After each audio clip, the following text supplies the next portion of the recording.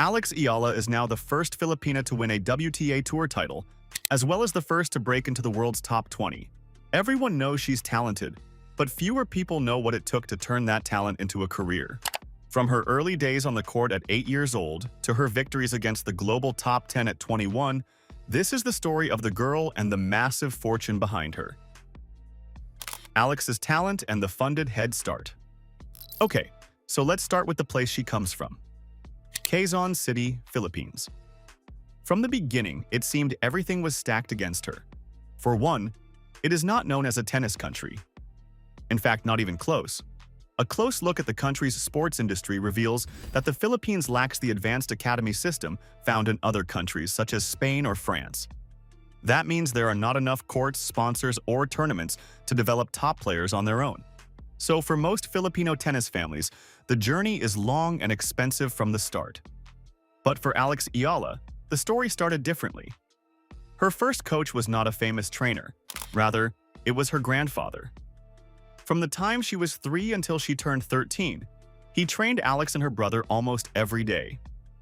As it turned out, sports was a natural talent that ran in the family. Her mother, Riza Maniego Eala, represented the Philippines in swimming at the SEA Games. Her father, Mike Eala, also won SEA Games swimming medals in the 1980s.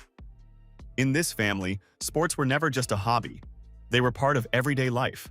That foundation came long before any sponsor ever invested in her. So the money did not create the athlete, but simply helped her move faster in an environment that could not give her the big exposure needed at the time. But here comes the forgotten aspect of her story. As we know, many people were surprised when the 8-year-old Alex signed with Globe Telecom, one of the Philippines' biggest companies, also one of the oldest and richest business groups, controlled by the Zóbel de Ayala family of billionaires. On the surface, this made no sense. Why would a huge corporate sponsor like Globe choose to ignore the several other established players in the game and instead decide to bet millions in cash on a child who hadn't even finished elementary school? Well, what people didn't know at the time was that Alex's mother spent almost 30 years at Globe and eventually became the company's chief financial officer. She served there in various roles until her final retirement in 2024. So Globe was not sponsoring a stranger. As it turned out, one of its top executives was already part of Alex's family. But on top of that, the family also had another advantage. Alex's uncle, Noli Eala, served as commissioner of the Philippine Basketball Association before later leading the Philippine Sports Commission. He was not writing sponsorship checks, but he understood how sports funding, media attention, and national athletics worked. Put it all together, and a clear picture began to appear. Alex Eala had talent and a family that knew elite sports, understood powerful institutions, and could open doors for the right opportunities. Yet all that isn't enough to explain her rapid rise through the ranks. The question is, what happened after those doors opened? But before we get into that, thank you for watching this far. We appreciate your time. Please consider liking and subscribing for more deep dives into topics like this one. And now, back to the video. Getting noticed is one thing, but turning early talent into a world-class career is something else entirely. The price of building a champion. So what does it really cost to build a professional tennis player? Well, to be frank, junior tennis is expensive. Players have to fly to tournaments across Europe, Asia, and the Americas. They pay for hotels, food, coaching, racket stringing, fitness training, and tournament entry fees. Most junior events do not even offer prize money. If you want a real chance to reach the professional tour, almost all of these costs are unavoidable, and one scholarship does not pay for everything. In fact, Alex's own uncle explained it clearly. Her scholarship in Spain covered the academy, but it was not enough to keep her going. Her travel costs had to be paid by her family and private sponsors. Worse yet, those travel costs alone can reach tens of thousands of dollars each year. But the struggles didn't stop there. The academy was the Rafa Nadal Academy in Mallorca, Spain, and getting there was not easy. At just 12 years old, Alex won Les Petits A, one of the biggest junior tennis tournaments in the world. That victory caught the academy's attention. She earned a scholarship, and at 13, she left the Philippines to train in Spain full-time. She stayed there for about 7 years before graduating in 2023. It was a difficult ride, but for her, it did a lot of good, as having the school's badge next to her name opened the gates to many opportunities. On its own, it naturally told agents, sponsors, and tournament directors that experts believed she was worth investing in. However, a scholarship is not the same as a free career, and Alex would learn that the hard way. The academy paid for training, leaving the extra costs for flights, hotels, tournament travel, extra coaches, and fitness staff for the 15-year-old to figure out. Yet, there was an even bigger problem to deal with. At the time, Alex Eala was struggling with heavy losses affecting her record. Even though she turned professional in March 2020 and won her first professional title, as well as a $15,000 ITF event in January 2021 at 15 years old, just a few months later, she experienced a heavy loss in the third round of a small tournament in Switzerland. But by the final quarter of 2021, she would win her first junior Grand Slam title at the US Open.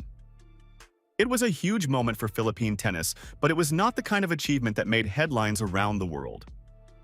Over the next few years, she worked her way through the lower levels of professional tennis, playing on the ITF circuit. The prize money was small, the travel was long, and every ranking point had to be earned one match at a time. Then in 2024, she was ranked around 140th in the world, showing everyone she truly had talent, not just sponsorships and connections. Then, the unbelievable happened. When it all paid off, Alex Eala entered the Miami Open with a wild card. She was unseeded, and almost nobody outside Philippine tennis knew who she was. But the world would be in for a huge surprise. First, she beat world number 5, Madison Keys. Then she beat world number 2, Iga Świątek, one of the best players of her generation. She made it all the way to the semifinals, becoming the first player from the Philippines to reach the Final Four of a WTA 1000 tournament. At the same time, she also became the first Filipino to break into the WTA's top 100 world rankings. This was the moment her story stopped being a local success. Now, the world was forced to notice. Yet her many victories were far from over. Alex Eala kept the momentum going later that year by reaching her first WTA Tour final at Eastbourne. Soon after, she won her first WTA 125 title in Guadalajara and finished 2025 with a career-high ranking of world number 50. Just 2 years earlier, she had been ranked outside the top 140. Now, she was inside the top 50. For many, this was a historic and emotional moment, and for multiple reasons. The Philippines had almost never seen moments like this. The country's biggest sports breakthroughs in recent years came from other events.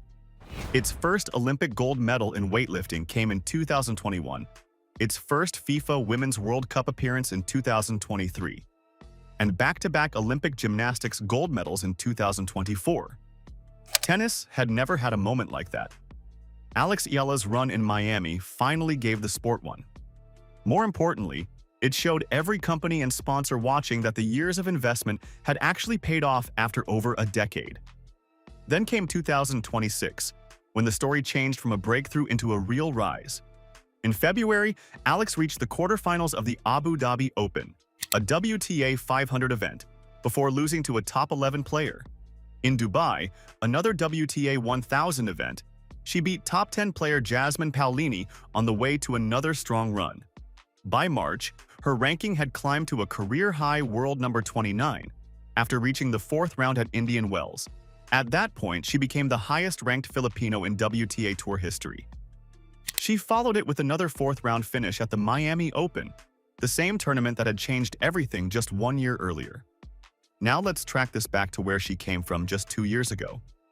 In 2024, she was ranked around 140th in the world, still playing mostly ITF tournaments, the level just below the main WTA Tour, where prize money is small and travel costs matter even more.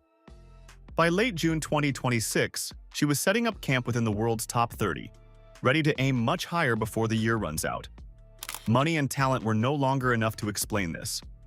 Rather, it happens when more than 10 years of support, academy training, travel, coaching, and fitness work finally come together with a player who is physically and mentally ready to use all of it. Every part of the system built around her since she was 8 years old was finally working at full strength. And then came the wonder at Wimbledon. Eala had lost in the first round in 4 of her first 5 Grand Slam main draw appearances. Grass courts had not been kind to her, and neither had the biggest stages in tennis. But everything changed in 2026. She not only knocked out defending champion Iga Świątek, the same player she had beaten in Miami the year before, but she also reached the 4th round in the second week of a Grand Slam for the first time. Earlier that grass season, she had already won a WTA 125 title in Birmingham and reached the semifinals in Berlin, putting together a strong 12-4 record on grass. Former world number 1 Andy Roddick said on his podcast that Alex was never afraid to play the biggest names. By that point, the feeling clearly went both ways, because the biggest names were starting to fear playing her too. After that, Eala explained what had really changed. She admitted it was not a new shot or a new coach. She had discovered the right way to handle pressure, or at least the best way it had always worked for her. Somehow, she was able to learn to be calmer when the matches became bigger and the crowds became louder, even when the mechmets came week after week.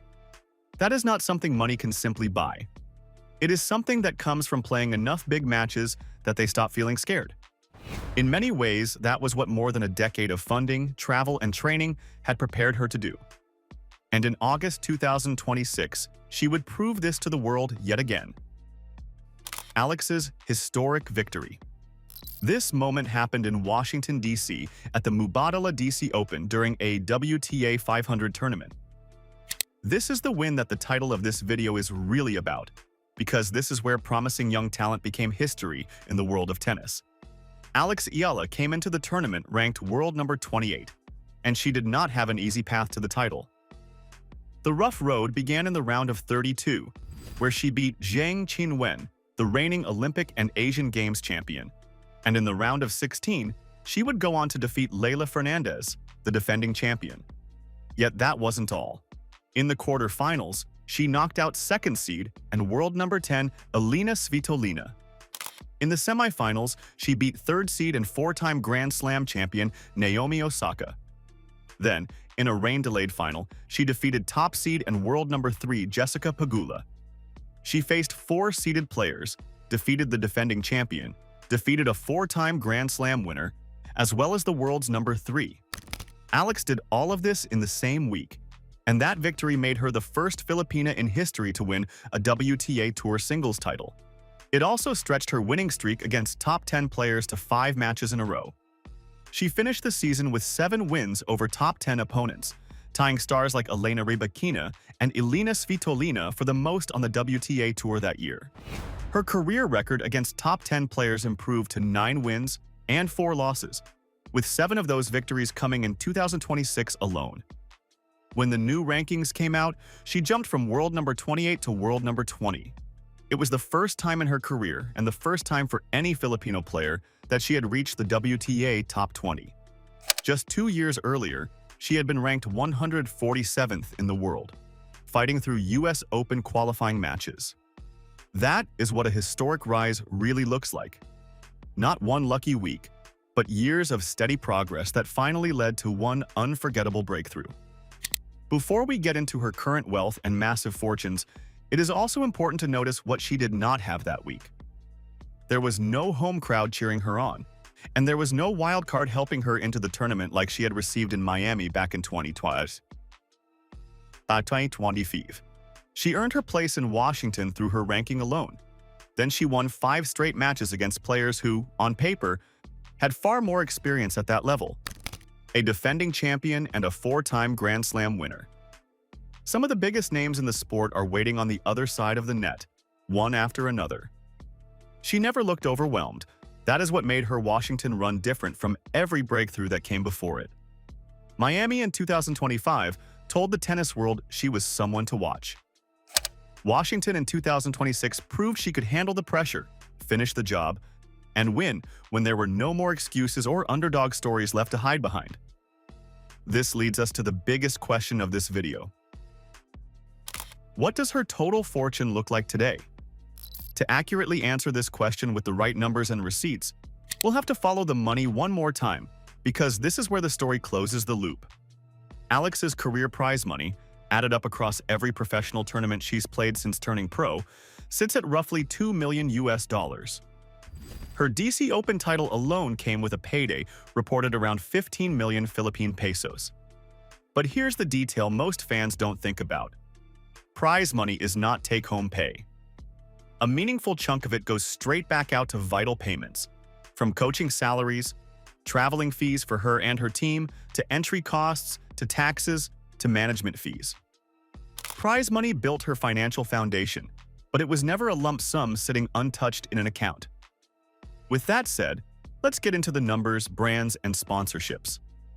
As of August 2026, Alex Eala's leading endorsement deals include agreements with Nike, the racket and apparel brand Babolat, Bank of the Philippine Islands, which, notably, is another company tied to that same Ayala conglomerate that first backed her through Globe, plus Milo Philippines and a local juice brand. After her Miami breakthrough in 2025, industry analysts projected she could earn as much as $10 million in endorsement value going forward, the kind of number that used to be reserved for players who had already won majors. Since her Washington title and her climb into the top 20, that pipeline has only gotten more crowded. Marriott Bonvoy, the loyalty program of Marriott International and the official hotel partner of the Australian Open, signed on as a new partner for Alex, evidence that global, not just Filipino, brands are now openly competing to be associated with her. There's also a quieter number worth mentioning: appearance fees and exhibition invitations, which don't show up in official prize money totals, but which top 20 players routinely get offered once they're consistently reaching the second week of tournaments. Unfortunately, the exact figures aren't disclosed the way tournament prize money often is, so nobody outside her management team knows the exact total, and it would be wrong to guess at a number here. However, what we do know is that every ranking milestone she clears, top 50, top 30, top 20, opens a new tier of these private, undisclosed deals on top of the public sponsorships. That's part of why brands move fast when players break into this range. That means the visible endorsement contracts are only ever part of the picture. Put it together, and here's the actual fortune behind Alex Eala. It is not a family bank account with 9 zeros, but a chain of billionaire-controlled capital, first through a conglomerate-linked telecom company, later through global sportswear and hospitality brands that identified an 8-year-old with talent and family backing, and kept funding the gap between what a scholarship covers and what a career actually costs for over a decade, long before there was any guarantee it would work. It's worth sitting with how unusual that is. Most professional athletes, in most countries, don't get identified at just 8 years old. They get discovered in their late teens, if at all, after years of unfunded, unglamorous competition that either produces enough results to attract sponsors or quietly ends. Alex Eala skipped that uncertainty because the people around her, family and corporate backers alike, made a long-term bet on a child instead of a proven competitor. That bet paid off spectacularly. It's also, by definition, a bet that very few Filipino athletes with equal or greater raw talent ever get offered, simply because they don't happen to be born into a household with a CFO, a sports commissioner, and a competitive swimming lineage all in one family tree. What comes next is the part nobody can fully script out yet. Straight out of Washington, Alex moved on to the Canadian Open, a WTA 1000 event, already through to the round of 64 and carrying a winning streak against top 10 opponents that now stretches to 5 matches in a row. From there, the US Open sits directly ahead, the one major where she's already gone furthest, a second-round finish back in 2025, and now the one major where she'll walk in not as a feel-good underdog, but as a seeded top 20 player that every other seed will genuinely want to avoid. She's 21 years old, yet many are surprised to know that there are still many milestones she's yet to achieve. For one, she still doesn't have a Grand Slam quarterfinal to her name. She also doesn't have a WTA 1000 title. With these in mind, it's safe to say that Alex Eala still has an entire career's worth of bigger milestones sitting in front of her rather than behind her. However, that is what makes her rise through the ranks much different and more special than a typical big breakthrough story. It isn't the story of her peak. Rather, it's the tale of a promising beginning. The academy scholarship, the family sacrifice, the corporate sponsorship, all of that groundwork was never designed to produce one great week in Washington. It was designed to produce exactly what we see happening today in her career.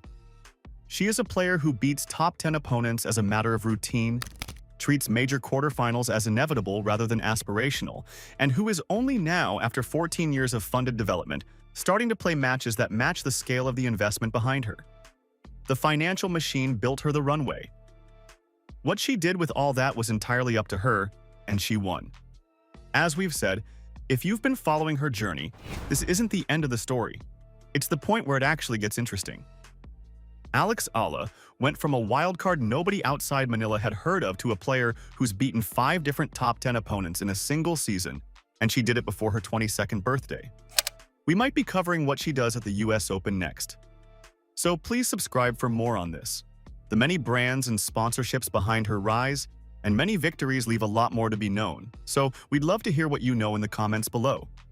Don't forget to like the video, subscribe to her status, and hit the bell so you don't miss any future uploads. Now click on the next video shown on your screen. You will enjoy it. And with that said, until the next one, take care.